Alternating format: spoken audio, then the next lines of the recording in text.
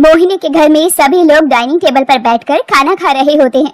मोहिनी भी सभी को खाना खाते देख रही थी और मन ही मन चिढ़ रही थी। अरे यार, ये लोग कितने धीरे खाना खाते हैं, मुझे तो गुस्सा आ रहा है। भगवान, मेरा ससुराल बड़ा ही बेरहम है।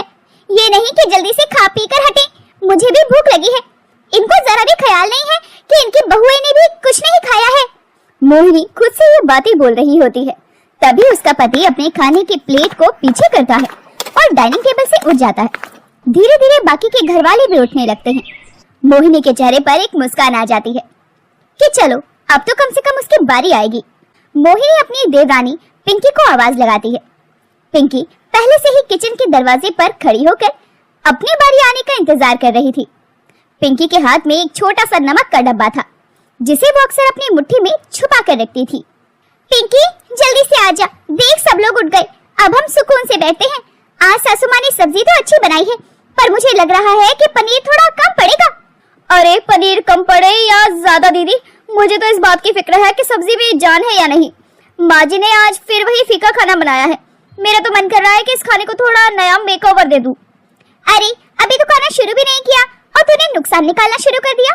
बैठ और शांति से खा। देख, दाल भी गर्म है और रोटियां भी।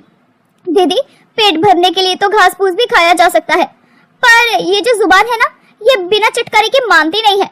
इतना बोलकर वो दोनों खाना खाने बैठ जाती हैं। पिंकी अपनी थाली लेकर बैठ तो गई, लेकिन उसने पहला निवाला मुंह में डालते ही चेहरा सिकोड़ लिया। उसकी चटोरी जुबान को सादी दाल रास नहीं आ रही थी। वो उठी और किचन के ऊपर अलमारी को टटोलने लगी, जिसे देख मोहिनी कहती है, ये क्या ढूंढ रही है? खाना खा ले पिंकी, वरना माँ जी देख लेगी तो बोलेगी कि खाने में कमियां निकाल रही हो। अरे दीदी, माँ जी को क्या पता कि असली स्वाद क्या होता है। ये देखिए, मिल गया मेरा खजाना। ये पिछले महीने जो चाट मसाला और कुटी हुई लाल मिर्च मैं लाई थी ना, वो मैंने यहाँ छुपा कर रख दी थी। जेठ जी सारा खत्म ना कर दे। तू भी ना पिंकी, पूरे घर में चीजें छुपा कर रखती है, पर इस मसाले का क्या करेगी? दीदी, आप बस देखते जाओ, मैं इस सादी दाल को डबल तड़का दाल बना दूंगी। बस 1 चम्मच घी और ये मसाले। अगर ससुर जी आ गए तो तू क्या कहेगी? वो तो सादे खाने के भक्त हैं। कह दूंगी कि सब्जी ठंडी हो गई थी तो बस गरम कर रही हूँ। दीदी, ये देखिए, पिंकी स्पेशल दाल। अब इसे रोटी के साथ खाकर देखिए, आप उंगलियां चाटती रह जाएंगी।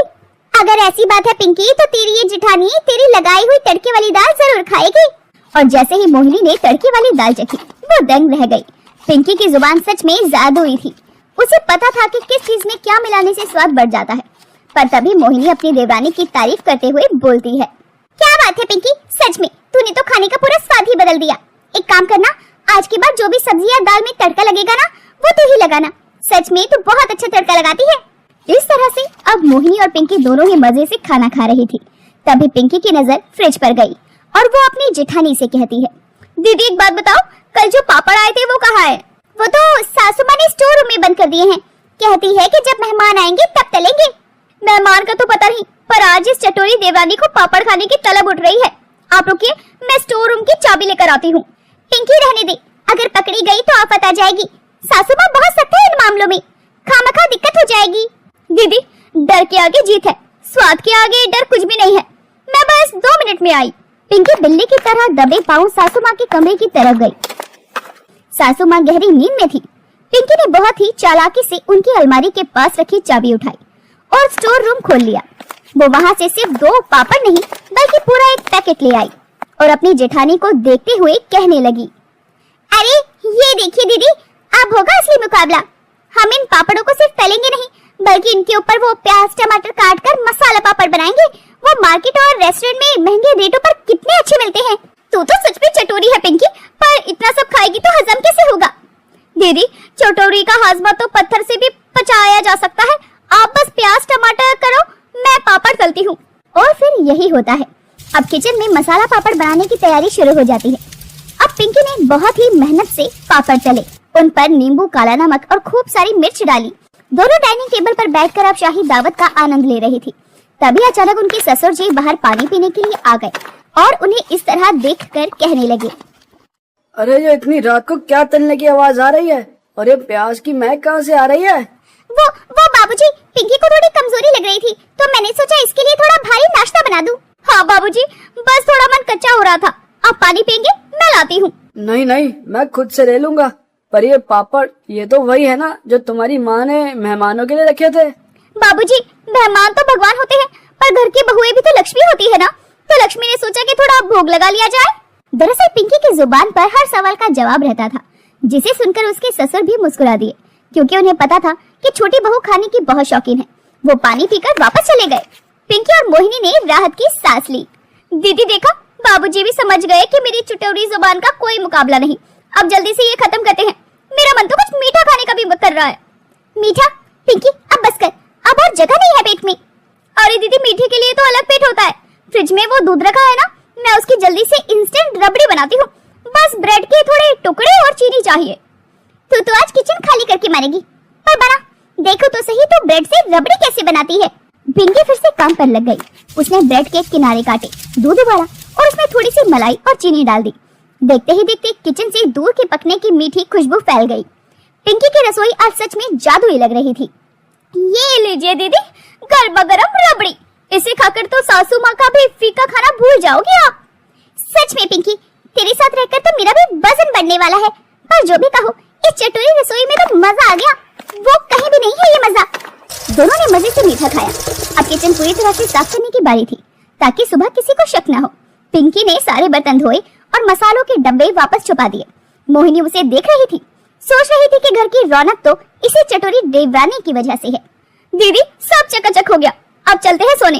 पर हाँ, कल दोपहर को जब माँ जी सो जाएगी तो हम पानी पूरी बनाएंगे। मैंने सारा सामान मंगवा लिया है। तो कभी नहीं सुधरेगी। चल अब सो जा, वरना कल सुबह चाय बनाने के लिए आँख नहीं खुलेगी। चाय भी बनेगी दीदी, पर इलायची और अदरक वाली कड़क चाय। दोनों मुस्कुराते हुए अपने अपने कमरों की तरफ चले। अपनी सास के साथ हाईवे पर बनी हुई एक छोटी सी झोपड़ी में रहा करती थी और उसका पति रवि शहर कमाने के लिए गया था और महीने भर से वापस ही नहीं आया था। एक दिन कुमुद अपनी सास के पास जाकर कहती है, माँ जी, खाने में क्या बनाऊं, कुछ समझ ही नहीं आ रहा। हाईवे पर जमीन भी उपजाऊ नहीं है और कुछ उग ही नहीं पाता। घर का राशन भी खत्म हो गया है, बस थोड़े से चावल ही बचे हैं। ना जाने रवि ने हमारे साथ ऐसा क्यों किया। न कोई चिट्ठी आई न कॉल। पता नहीं हमको उसका इंतजार भी करना चाहिए या नहीं। माँ जी, मुझे उन पर पूरा भरोसा है। वो जरूर किसी मजबूरी में होंगे और आ जाएंगे, आप फिक्र मत करिए। एक काम कर बहू, तू चावल उबाल ले, अभी हम उसे खाकर गुजारा कर लेते हैं। कल मैं राशन कार्ड से थोड़ा राशन ले आऊंगी, हमारा कुछ दिन गुजारा तो चल ही जाएगा। अब कुमुद ने चावल उबाल लिए और दोनों ने उसे खाकर अपना गुजारा कर लिया। लेकिन ऐसा कब तक चलता। बहू, तू मेरी बहू नहीं, बेटी है बेटी। सच में, जहाँ मेरे बेटे ने मेरा साथ छोड़ दिया, वहाँ मेरे लिए तू खड़ी है। अच्छा बहू, मैं सोच रही थी ऐसे कब तक गुजारा चलेगा। मैं हाईवे पर कोई दुकान डाल लेती हूँ, मेरी चांदी की पायल बेचकर। माँ जी, मेरे रहते इस उम्र में आप काम करती हुई अच्छी नहीं लगेंगी, और तो और आपकी तबीयत भी हाईवे पर बिना अच्छी हवा पानी के खराब ही रहती है। इसलिए जो भी काम करेंगे हम दोनों मिलकर करेंगे, वरना नहीं। अब दोनों सास बहू ये सोच लेते हैं कि वो राशन से मिले हुए दाल चावल और पायल बेचकर जो पैसा आएगा उससे आने जाने वाले यात्रियों के लिए छोटी सी रसोई डाल देंगे, जहाँ वो किसी को बिठाकर नहीं खिलाया करेंगे, पैक करके खाना दिया करेंगे। माँ जी, सब तैयारी हो गई है, बस अब ग्राहक आ जाए। इतनी मेहनत का परिणाम भगवान हमें जरूर देगा मेरी बच्ची, तू फिक्र मत कर। थोड़ी देर में एक व्यापारी खाना खाने आता है और कहता है, ये तुम दोनों सास बहू ने बहुत अच्छा काम किया जो ये हाईवे पर रसोई डाल दी। यहाँ 20 किलोमीटर तक कोई भी खाने पीने का इंतजाम नहीं है। बहुत बढ़िया। बताइए साहब, क्या लगा दूं आपके लिए? चाय, पानी, दाल, चावल या सब्जी अचार के साथ? बहुत भूख लगी है, तुम मुझे दाल, रोटी और अचार दे दो। अब व्यापारी को कुमुद खाना परोस कर देती है, लेकिन तभी वहाँ से तेजी से एक गाड़ी जाती है और बहुत सारी धूल खाने में गिर जाती है। छी छी, ये कैसा खाना है जिसमें स्वाद से ज्यादा मिट्टी है। अब समझ आया कि तुम्हारी ये हाईवे की रसोई चल क्यों नहीं रही। इसकी मैं तुमको एक फूटी कौड़ी भी नहीं दूंगा, सारा स्वाद खराब कर दिया। ये देखकर दोनों सास बहू की आंखों में आंसू भर आए और सास ने कहा, बहू, हमारी सब मेहनत बेकार हो गई। इस तरह तो कोई हमारा खाना खाने नहीं आएगा, क्योंकि थोड़ी बहुत मिट्टी तो हाईवे से खाने में जाएगी ही। माँ जी, अगर इंसान कोशिश करे ना तो हर मुसीबत को पार कर सकता है। आप फिक्र मत करिए, हम कोई न कोई रास्ता तो निकाल ही लेंगे। अब कुमुद थोड़े बचे हुए पैसे से नीले रंग का तिरपाल लेकर आती है, जिससे उनके घर पर धूप भी कम पड़ा करती और धूल मिट्टी से थोड़ी बहुत राहत हो जाया करती। ऐसे दिन गुजरते हैं और अब उनके पास कुछ ग्राहक आने लगते हैं। एक परिवार वहाँ खाना खाने आता है। माँ, मुझे दाल चावल खाना है। और मुझे छोले चावल खाने हैं। बच्चों, दाल चावल तो मिल जाएगा, छोले चावल नहीं है। तो आंटी मुझे 1 प्लेट मैगी कर दो ना। बेटा बस अचार, रोटी, दाल और चावल है और कुछ नहीं। ये क्या बात हुई बहन जी, बस 4 सामान के साथ आप रसोई डालकर बैठी हैं, ऐसे ये थोड़ी चलेगा। बहन जी हम दोनों ही एक दूसरे का सहारा हैं, हमारे पास इतने पैसे नहीं है कि हम ये सब इंतजाम करें। ठीक है कोई बात नहीं, जो है वही लगा दो, मेरे बच्चे खा लेंगे। अब दोनों बच्चे और औरत जैसे ही चावल दाल रोटी खाती हैं तो खुश हो जाती हैं और कहती हैं, सच में तुम्हारे हाथों का स्वाद तो बहुत अच्छा है, खाकर मजा आ गया, एकदम घर जैसा खाना है तुम्हारा। तभी तो हमने इसे हाईवे रसोई का नाम दिया है, ढाबा नहीं, क्योंकि रसोई हर घर में होती है और ढाबा रोड पर। ये लो तुम्हारे पैसे, फिर से यहाँ आना हुआ तो हम जरूर आएंगे।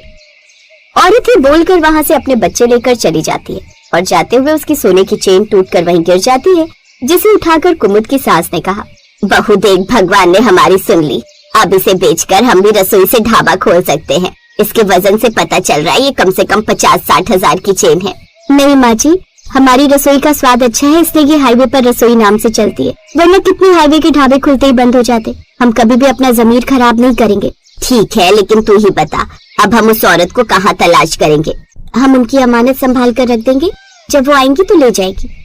कुमुद ने चेन लेकर संभाल कर रख दी और उसी रात रवि आया।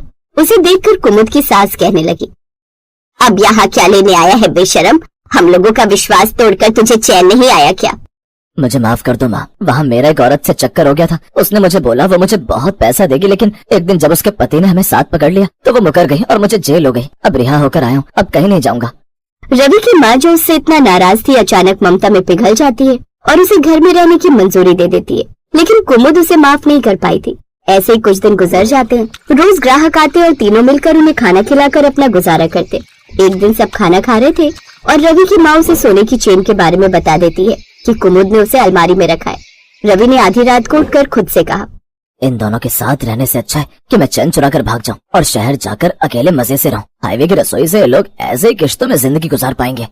रवि ये बोलकर चेन चुराने के लिए तलाश करता है, लेकिन तभी कुमुद लाइट जला देती है और साथ में खड़ी अपनी सास से कहती है, माँ जी कुछ लोग कभी नहीं बदल सकते और ये भी उन्हीं में से है। तभी मैंने जानबूझकर आपको चेन के बारे में नहीं बताने को कहा था, जबकि वो चेन तो वो ग्राहक पहले ही लेकर चली गई। मेरी ममता में बहकर मैंने तुझे माफ किया था, लेकिन तू मेरी जिंदगी में गलती के अलावा कुछ नहीं है। अभी क्या भी इस घर से निकल जा। तूने मेरी बेटी जैसी बहू को धोखा दिया, लेकिन वो बस मेरे लिए चुप रही। लेकिन अब और नहीं, अब से तू मेरा बेटा नहीं है, मेरी बस एक बेटी है और वो है मेरी बहू कुमुद। रवि अब बार बार अपनी गलती की माफी मांगता है, लेकिन दोनों उसे माफ नहीं करते। उसके पास और कोई चारा नहीं था और उसे अब वो घर छोड़कर जाना पड़ता है, जिसके बाद कुमुद और उसकी सास मिलकर धीरे धीरे हाईवे पर बनी हुई अपनी रसोई का अच्छे से ध्यान रखते हैं और उनका काम बहुत अच्छा चलने लगता है। वो गरीबों को कभी कभी मुफ्त में खाना खिला दिया करते ताकि उन्हें पैसों के साथ दुआएं भी मिलते रहे, और ऐसे ही हाईवे पर रसोई उनके जीवन को गुजारने का साधन बन जाती है।